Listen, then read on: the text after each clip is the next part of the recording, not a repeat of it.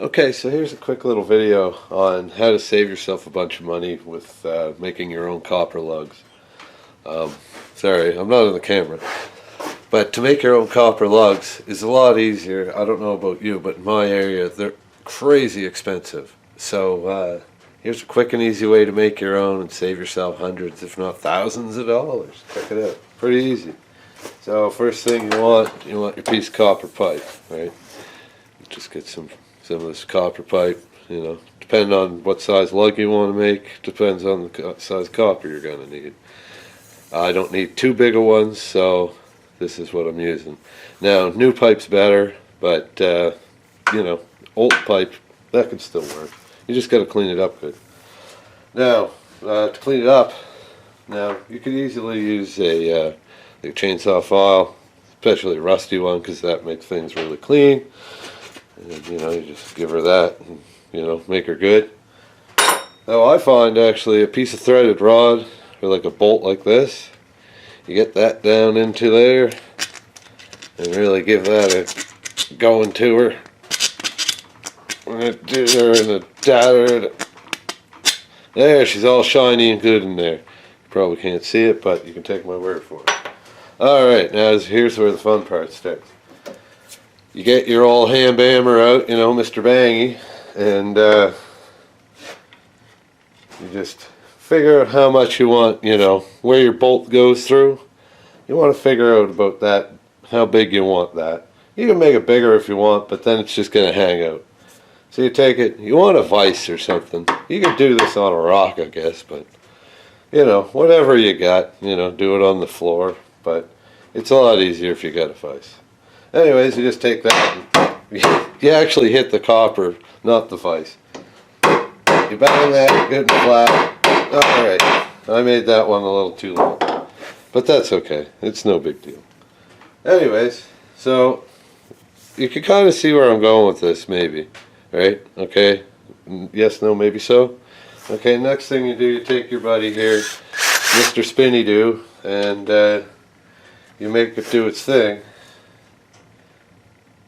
You try to, somewhat center it or something. Or you just walk the drill all over the place and eventually get it to where you want to go.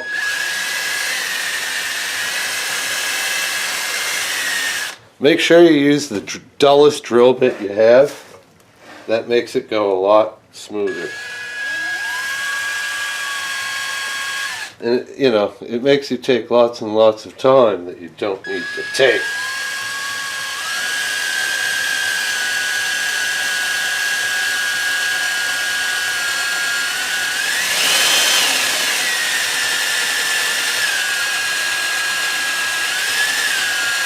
Holy crap, this is the hardest copper I've ever drilled. Or the dullest drill bit I've ever owned.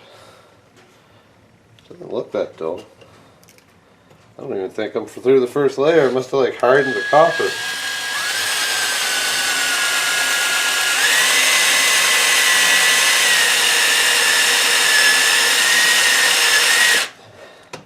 This is a lot of work.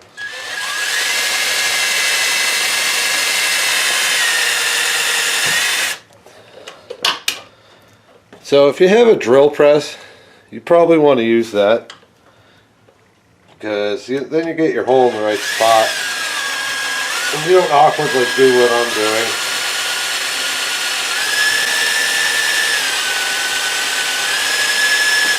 Some fellers would drill a pilot hole.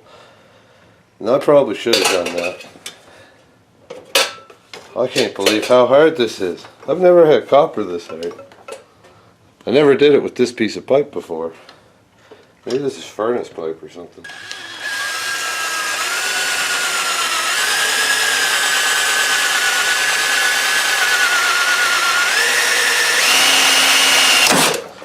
And then you break the drill bit, because you rush things.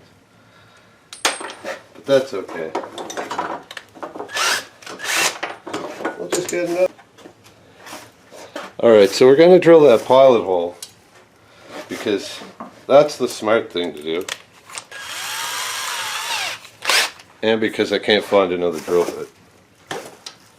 Alright. See if I can break this one.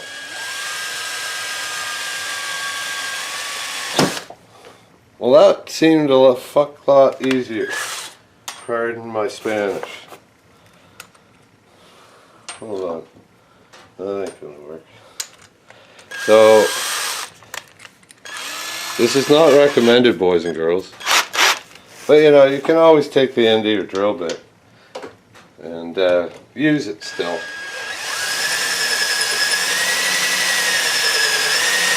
Or you can just pitch it in the garbage. And find another one that you didn't know you had that you should have used in the first place. And you try that one.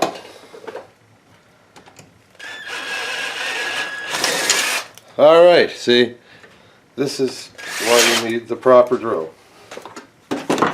Alright, now you probably need a file, a rasp or something. Take the burrs off. Maybe you want to shine it up, you know, make it smooth. You can use the hand hammer for that a bit too. But the copper's usually soft as long as you don't have drill bits that are completely useless from Canadian Tire. There you go, you can kind of see where this is going. I hope so anyways. Alright. So, it's all reamed out there. Alright, now this isn't the best looking one. You can make them look nice. You can make them look factory. You can even, you know, take your file or bench grinder and grind them down. You know, center your hole properly. Use a drill press. If you still don't get it, here's what you do, okay? You stick your thing in here into your pipe cutter. Now you can use a hacksaw. Hacksaw is fine.